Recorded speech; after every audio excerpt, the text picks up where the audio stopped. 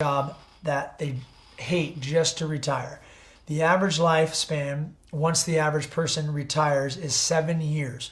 Why do something you hate 90% of your life for 10% freedom? The pain of discipline weighs ounces compared to regret weighing tons. This is a quote I live by daily. So now you have a client and you're going to explain to the client that they don't pay any fees to work with you. You're going to actually pull out a buyer advisory form and you're going to go through that and familiarize yourself with it. You're just going to touch on a few bullet points when you meet with them at the property for the first time. This is a great point to sell them on you and the services that you provide. Some examples you can use are your availability and experience being coached by a top 100 agent in California. You're going to explain to them the way the process works when submitting offers. Most average agents that I've worked with in California don't submit more than one offer at a time for a client. I will place 1 to 2 offers and sometimes 3 for the same client at the same time. The reason I do this is to assure my client has the possibility to get the best home, and if they miss out on the home that they really wanted, then they will get a great deal on the second or third offer we put in. The only reason I have heard from every agent that doesn't do this is because of them not wanting a bad reputation. The way it has worked for me is that if my clients are happy, I will always be in business. The one thing most agents miss is that when you start showing homes to your client, they will see more homes in the next week than they will see in the next 3 months. The reason for that is it will take that long for the new listing to come on the market in order to see the same amount of homes as they saw. Before I start showing them homes, I will tell them the average person looks at 7 to 8 properties before purchasing a home. Some look at only 3 or 4. A very small percentage look at 15.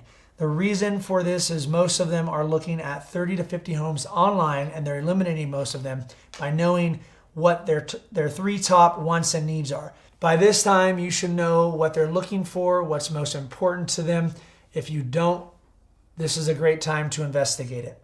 How many bedrooms, bathrooms, pool or no pool, big yard, small yard, which of these is the most important to them, the second most important thing, third and fourth, if they have that many. This will help you narrow your search down, and that will help you eliminate and save them time and energy, because the longer it takes them to buy a home, the more the chances are that they cancel their home search because they get overwhelmed. The easier you make this process, the more you help your clients' dreams of home ownership come true. So you show them a home that they really love, or maybe they see 2 that they like. What I tell them is that it is best to put offers on at least 1 or 2 homes, and whichever one you like the most will make it a stronger offer, and the offer on their second choice will make it more of a long shot so they can get a better deal. If you miss the one you really love, then you'll get the better deal on the second one. Then I call the listing agents on these properties and ask them questions. Every agent is different. 80% of them will give you more information than they should. That's always better for you. The more they tell you about their clients, the more leverage you will have to provide the most value possible for your client's financial home investment. One example is when the listing agent tells you their clients are getting divorced or they bought a house already and need to sell theirs. Many agents are emotional and share way too much valuable information that they shouldn't tell buyer agents. Remember this. The more information you can get to help your clients position a winning offer, as well as not overspending or even saving your clients cash out of pocket, can help them tremendously.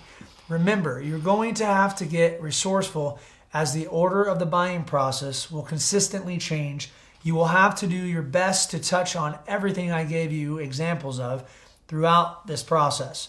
You may have an appointment and meet someone in your office before showing them homes, or may do most of this over the phone, or you may get a client from a lender and meet them at the house for the first time, depending on your client's speed and urgency. I'm going to give you enough information to make great offers, but in order to make the best offers, the best thing you can do is contact me so we can strategize depending on how many offers there are, how long it's been on the market, the agent's experience, helpfulness, and many other variables that could come up.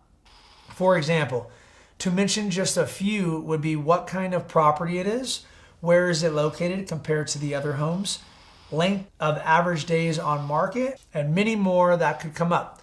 My goal is to help you have a 95% success rate of your clients' offers being accepted. The next thing you do is click on the link in the email that was sent to you in order to go to Marshall Strong YouTube channel, and you're going to look up the video I have that I show you how the escrow process works and the best ways to explain it to your clients, how to best explain the inspection process, why you need a transaction coordinator, how to find one, and what to look for.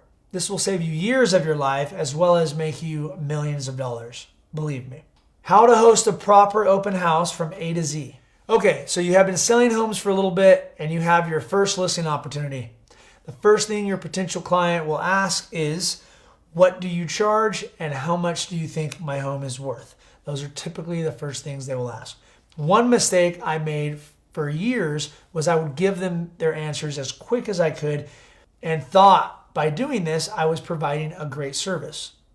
What I didn't realize is, as an expert, I need to set the tone that I can help them and provide an outstanding experience along the way. But the first step to doing this is to lead the situation. I do this by asking a few important questions. I reply with, I would love for the opportunity to provide you with all the information you're asking for. First, do you mind me asking what the reason you have decided to possibly list your home and what your time frame may be on having this done by? Then I ask them if they have an hour to go over the listing presentation that I will prepare for them in the next few days. This will tell me if they are serious or just window shopping.